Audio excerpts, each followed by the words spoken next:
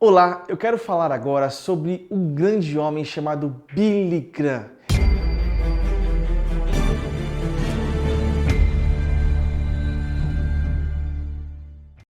Ele foi considerado o maior evangelista de todos os tempos, considerado também como um grande avivalista.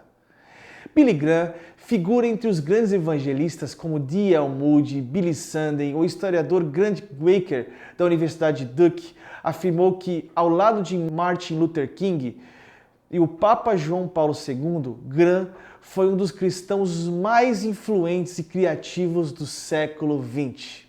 Em seu ministério, Graham enfrentou desafios diferentes daqueles que Moody e Sunday, por sua mensagem, coincidia com a dele. Jesus Cristo é amigo dos pecadores e, independente do passado que tenham, pode introduzi-los no reino de Deus. Como Moody e Sunday, Graham proclamou em linguagem simples que Jesus é a esperança das nações.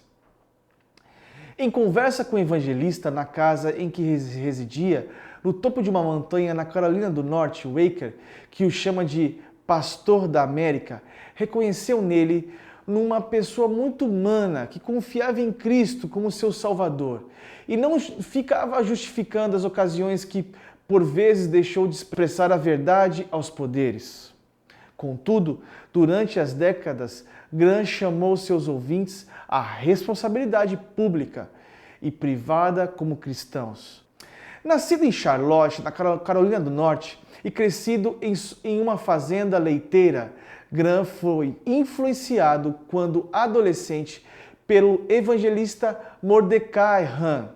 Graham graduou-se em Wheaton College, em Illinois, onde conheceu Ruth McCool Bell, filha de um missionário na China, com o qual se casou.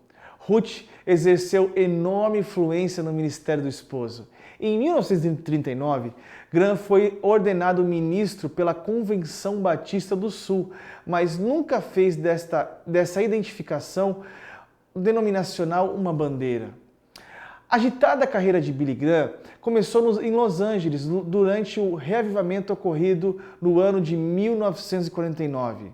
A ocasião seguia para um desfecho comum quando Stuart Hamblen, um radialista famoso, convidou Graham para seu programa. E William Randolph, magnata do jornalismo, recomendou que os noticiários cobrissem os encontros reavivalistas conduzidos pelo jovem evangelista. Ali desabrocha o formidável legado da Associação Evangelista de Billy Graham. E então, Billy Graham prega a todos os povos e nações, todas as cidades do mundo, ele lota estádios. Billy Graham foi de fato o maior evangelista de todos os tempos. Pregava para 3, para 1000, para milhões. Também pregava e foi capelão de muitos presidentes dos Estados Unidos. Vamos agora comentar sobre Martin Luther King.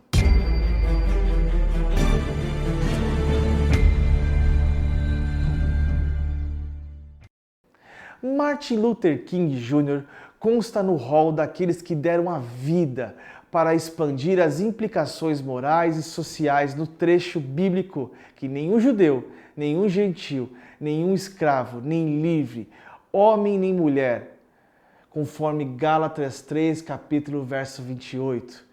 Hoje, alguns biógrafos seculares tentam minimizar a influência de Jesus no contexto de justiça social adotado por King. Ignoram as palavras do próprio biografado, esvaziando sua alma. Não se pode, por exemplo, compreender sua prática da resistência não violenta, um corajoso enfrentamento do mal pelo poder do amor.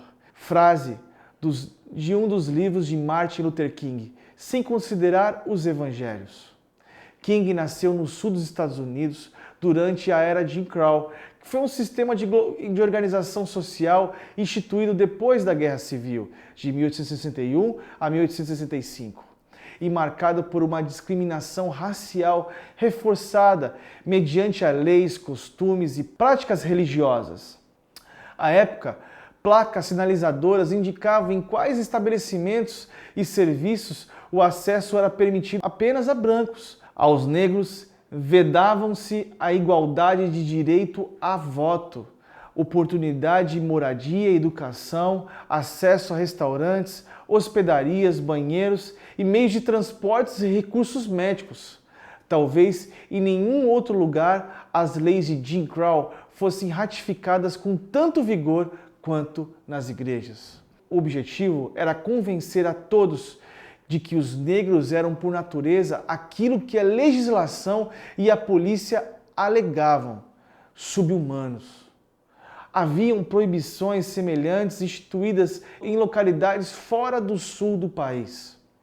Foi contra isso que Martin Luther King Jr., ministro cristão sulista e doutor em filosofia pela Universidade de Boston, atuou por meio de resistência não violenta. Ele ansiava transformar o vozeiro dissonante de sua nação em uma bela sinfonia fraterna, na qual crianças fossem julgadas não pela cor de sua pele, mas pelo seu caráter.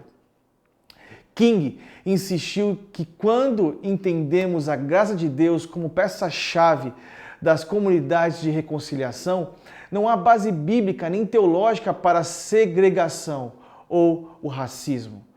Todo ser humano, por ser humano, recebeu o irrevogável selo da graça divina.